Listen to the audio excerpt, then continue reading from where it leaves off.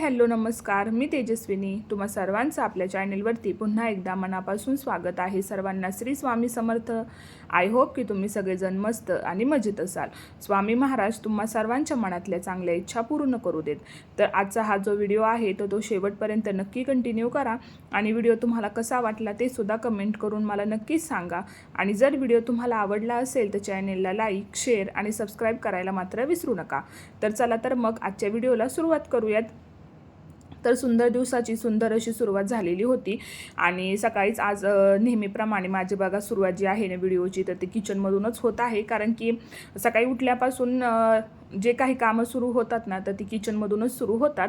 तर आता इथे सकाळच्या स्वयंपाकाची तयारी चालू आहे। तर आज ना भाजी वगैरे केलेली नव्हती, आधी लगेचच मी चपात्या करायला घेतल्या कारण की आता भाजीसाठी काहीच नव्हतं। तर मग म्हटलं आता आई गेल्या होत्या, मग म्हटल्या मी काहीतरी दुकानातून भाजीला घेऊन येते, तर तोपर्यंत म्हटलं चला आपण चपाती करूयात।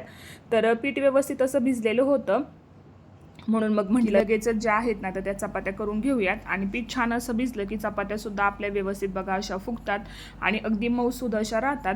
तर आता जोपर्यंत आपली वरची चपाती भाजून होती ना तोपर्यंत आपली खालची चपाती जी आहे ना तर ती लाटून झाली पाहिजे, जेणेकरून मग आपल्याला जे आहे ना सतत गॅस कमी करावा लागत नाही। कारण की कसं होतं, गॅस जर तुम्ही सतत बारीक केला ना चपाती करताना तर मग चपाती जी आहे ना तर ती पटकन फुगत नाही, कारण की तवाच तापलेला नसतो, त्याच्यामुळे मग चपाती पटकन फुगत नाही। त्याच्यामुळे ना वरची चपाती भाजून होईपर्यंत खालची चपाती जी आहे ना तर ती लाटून झाली पाहिजे। तर आता सकाळी सकाळी बघा जेव्हा मी उठते ना लवकर सकाळी तर त्यावेळेस मग मी काय करते, अंघोळ वगैरे झाली की लगेचच पीठ मळून घेते। म्हणजे मग काय होतं ना की जेव्हा मग मी पिशव्या वगैरे पॅकिंग करत असते ना तर त्यावेळेस मग पीठ जे आहे ना तर ते व्यवस्थित असं भिजलं जातं आणि त्याच्यामुळे मग चपात्यासुद्धा व्यवस्थित फुगतात। तर मग आता इथे चपात्या वगैरे आवरल्या आणि मग हॉलची जी काही क्लिनिंग असते ना तर ती करायला घेतली। तर आता बघा क्लिनिंग करताना ना रोजचीच क्लिनिंग जी आहे ना ती नेहमीप्रमाणे करावी लागते, म्हणजे सतत काही ना काहीतरी हॉलमध्ये असतंच पसारा जो रोजच्या रोज ठेवावा लागतो। आणि सगळ्या गोष्टी जागच्या जागेवर ठेवल्या ना तरीसुद्धा पुन्हा बघा त्या आहे तशाच राहतात। तर आता इथे सोफ्याचा जो कवर होता ना तर कवर म्हणजे जे बेडशीट जे आहेत तर त्या मी याच्यावरती अंथरते, जेणेकरून मग सोफाचा जो कवर असतो तर तो खराब होणार नाही। तर आता त्यासुद्धा विस्कटलेल्या होत्या बेडशीट, म्हणून मग म्हटलं चला आज क्लीन करून घेऊयात। आणि आज आम्हाला लग्नासाठी सुद्धा बाहेर जायचं होतं, म्हणून मग म्हटलं सगळी जी कामे आहेत ना तर ती लवकर आवरून घ्यावीत, जेणेकरून मग आपल्याला दुपारी जे आहे ना तर ते तयार होण्यासाठी थोडासा टाईम जो आहे तर तो मिळेल। आणि कामांचं सगळं नियोजन असं करून ठेवलं ना की कामेसुद्धा बघा वेळेत आपली पूर्ण होतात।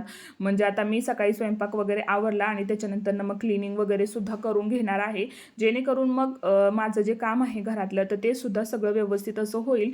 आणि मग आम्हाला सुद्धा लग्नाला जाताना दुपारी येत ना मला सुद्धा थोडासा रेडी व्हायला टाईम मिळेल। म्हणून मग आता जी काही क्लिनिंगची माझी कामे असतात ना तर मग ती मी सकाळीच आवरून घेणार आहे लवकर, कारण की 12 ते 12:30च्या दरम्यान आम्हाला निघायचं होतं। म्हणून मग म्हटलं त्याच्या आतच आपली जी काही कामे आहेत ना तर मग ती आवरून घ्यावी, जेणेकरून मग आल्यानंतर कामाचं जे टेन्शन असतं ना तर ते राहणार नाही। म्हणून मग काय केलं, सगळी घरं वगैरे जी आहेत ती झाडून वगैरे घेतली आणि मग बाहेरचा जो पोर्च होता तर तो सुद्धा मग म्हटलं आता हातासरशी झाडून घ्यावा। कारण की काय होतं ना, घरं वगैरे जरी झाडली तरी सुद्धा बाहेरून येताना मग काय होतं, पोर्च वगैरे जर नाही झाडून घेतला ना तर मग तेच मातीचे पाय घरामध्ये येतात आणि पुन्हा मग घरामध्ये जी आहे ना तर ती धूळ होते। त्याच्यामुळे मग म्हटलं घरं वगैरे झाडलीच आहेत तर मग म्हटलं किचनमधली भांडी थोड्या वेळाने क्लीन करता येतील, पण आधी बाहेरचं जे आहे ते सगळं झाडून वगैरे घ्यावं। आणि कंपाऊंड जे आहे तर ते मी 4 ते 5 दिवसातून आम्ही एकदा झाडून वगैरे घेतो सगळं, जेणेकरून मग सगळा कचरा जो असेल तो मग एका पिशवीमध्ये भरून ठेवावा लागतो। कारण की कचऱ्याची गाडी यायला थोडंसं लेट होतं, 2 ते 3 दिवसातून एकदा गाडी येते, त्याच्यामुळे मग ज्यावेळेस गाडी येईल त्याच वेळेस आम्ही क्लिनिंगला घेतो। तर आता बघा जीविकासुद्धा उठलेली होती आणि मग आता म्हटलं पाणी जे आहे तर ते मी चालू केलेलं होतं, कारण की जे काही गठ्ठू वगैरे असतात तर ते धुवून काढायचे होते मला। कारण की 4 ते 5 दिवसातून असं धुतलं ना की मग काय होतं ना, धूळ जी आहे ती जास्त होत नाही। आता म्हटलं कंपाऊंड तर स्वच्छ करायचंच आहे, तर मग म्हटलं चला गाडी जी आहे तर ती सुद्धा धुवून घेऊयात, कारण की हातासरशी म्हटलं हे सुद्धा काम जे आहे तर ते होऊन जाईल। आणि उन्हाळा इतका आहे ना की प्रचंड धूळ जी आहे ना ती वारा आला की आतमध्ये येते, जाते आणि कितीही तुम्ही क्लिनिंग करा पुन्हा आहे तसं सगळं होतं, पण क्लिनिंग केल्याशिवाय काहीही पर्याय नसतो. भलेही कितीही पसारा वगैरे झाला किंवा कितीही धूळ वगैरे अंगणामध्ये आली तरीसुद्धा ती क्लिनिंग आपल्याला करावीच लागते. तर आता बाहेरची कामं आवरून घेतली सगळी आणि मग म्हटलं आता किचनमध्ये भांडी जी आहेत तर ती क्लीन करायला घेऊयात, कारण की आता बाहेर जायचं आहे म्हणून मग म्हटलं हा जो पसारा आहे तो आधी आवरून घेऊयात. कारण की मग कसं होतं, एकदा बाहेर गेलं की मग घरामध्ये आल्यानंतर काम करायचा बिलकुलसुद्धा मूड होत नाही. कारण की एकदा कसं बाहेर गेलं की थोडंसं दमल्यासारखं सुद्धा होतं आणि एकतर उन्हाळा चालू आहे त्याच्यामुळे तर मग काय विचारायलाच नको. गरमीमुळे इतकं आपण परेशान होऊन जातो ना की काय बोलायचंच नाही. त्याच्यामुळे मग म्हटलं जायच्या आधी आपली सगळी कामं आवरून घ्यायची, जेणेकरून आल्यानंतर नाहीत ना मग कामाचं जे टेन्शन आहे ना तर ते राहणार नाही. आणि मग तिथे गेल्यानंतर सुद्धा मग आपलं कसं असतं की घरची जर कामं राहिली ना तर आपलं सुद्धा मन तिथं लागत नाही. असं वाटतं की आता घरी गेल्यानंतर पटकन हे करते किंवा आधी ते करून घेते, असं सतत आपल्या मनामध्ये विचार असतात. आपण तिथे गेल्यानंतर सुद्धा आपलं जे लक्ष असतं ना तर ते घराकडेच असतं. त्याच्यामुळे मग घरून जाताना सगळी कामं आवरूनच जाते मी, जेणेकरून मग आपण सुद्धा तिथे गेल्यानंतर रिलॅक्स राहतो आणि आपलं सुद्धा मन जे आहे ना तर ते तिथं लागतं. नाहीतर मग घरातली कामं राहिली की मग सगळं लक्ष घराकडेच राहतं. आणि गृहिणींचं तर स्पेशल हे असंच असतं बघा, की जर एखादी गोष्ट जरी त्यांची करायची राहिली ना तरीसुद्धा बाहेर गेल्यानंतर त्यांच्या डोक्यामध्ये ना तेच विचार असतात की आता हे करायचं आहे किंवा हे काम माझं राहिलेलं आहे, आता मी कधी घरी जाणार, मग ते पूर्ण करणार, असं होतं. त्याच्यामुळे मग जेव्हा घरातून निघायचं आहे ना त्याच्या आधीच वेळेचं नियोजन करून ठेवायचं की एवढ्या टायमिंगमध्ये मला ही कामं जी आहेत ना तर ती आवरून घ्यायची आहेत, जेणेकरून मग एकदा गेल्यानंतर ना आपण रिलॅक्समध्ये राहतो. मग भलेही यायला कितीही जरी लेट झालं तरी सुद्धा मग काहीच वाटत नाही, कारण की घरचं सगळं आवरलेलं असतं. त्याच्यामुळे मग जरा लेट जरी झालं ना तरी सुद्धा कामाचं जे आहे ना तर ते टेन्शन राहत नाही. तर आता इथे किचनमधलं मग सगळं आवरलं आणि ओटा वगैरे सुद्धा सगळा क्लीन करून घेतला. सगळ्यांनी नाश्ता वगैरे सुद्धा करून घेतला होता आज. आणि मग म्हटलं नाश्ता वगैरे झाला की मग लगेच फरशा ज्या आहेत तर त्यासुद्धा क्लीन करायला घेऊयात, कारण की फरशासुद्धा खराब होतात. उन्हाळा आहे त्याच्यामुळे मग सतत धूळ जी आहे तर ती खिडक्यांमधून आतमध्ये येत असते, म्हणून मग फरशासुद्धा लगेचच क्लीन करून घेतल्या. आणि मग तयार होण्यासाठी मग म्हटलं आता चला आपण तयार होऊयात.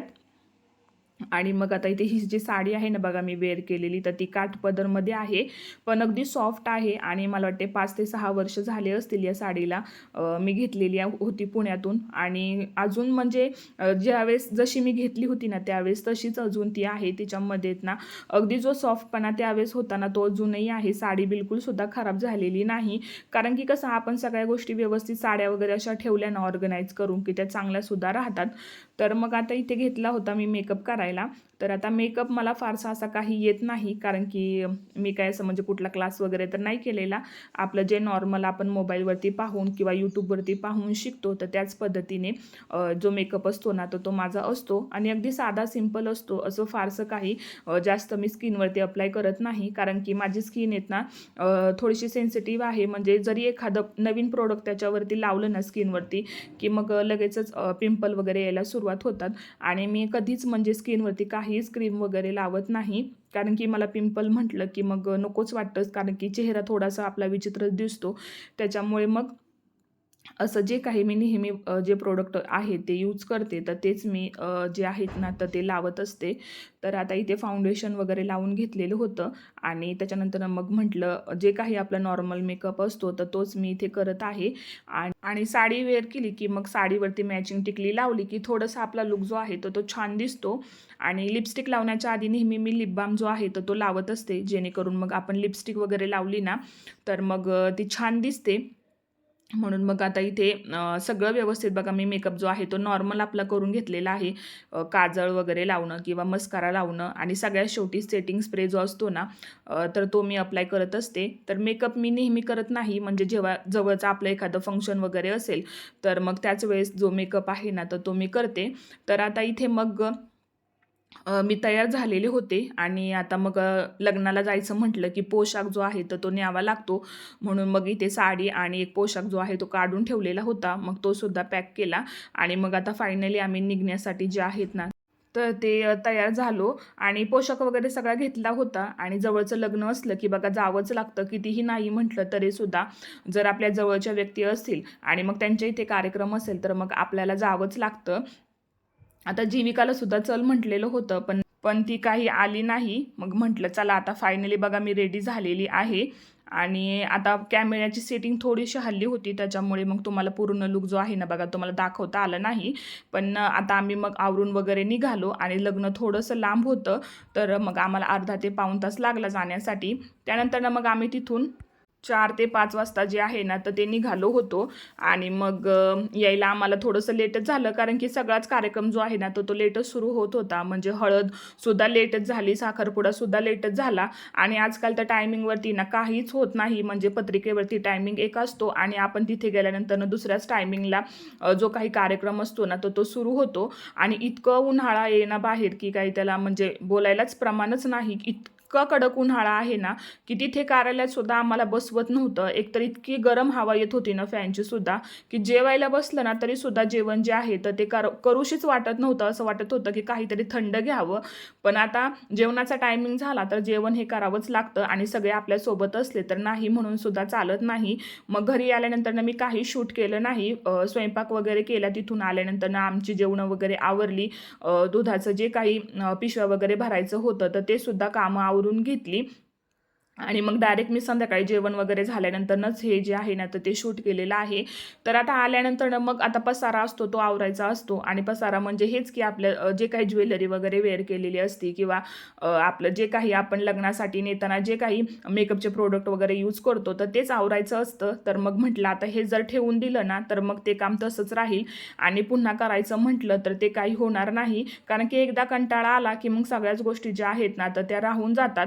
आणि मग म्हटलं चला आता आवरून घेऊयात. मग साड्या वगैरे जी आहे वेअर केलेली ती घडी वगैरे घालून ठेवली. त्याच्यानंतर मग आता आम्ही पोशाख नेलता म्हटल्यावरती मग आम्हाला सुद्धा त्यांनी इथनं साडी जी आहे ना तर ती दिलेली होती.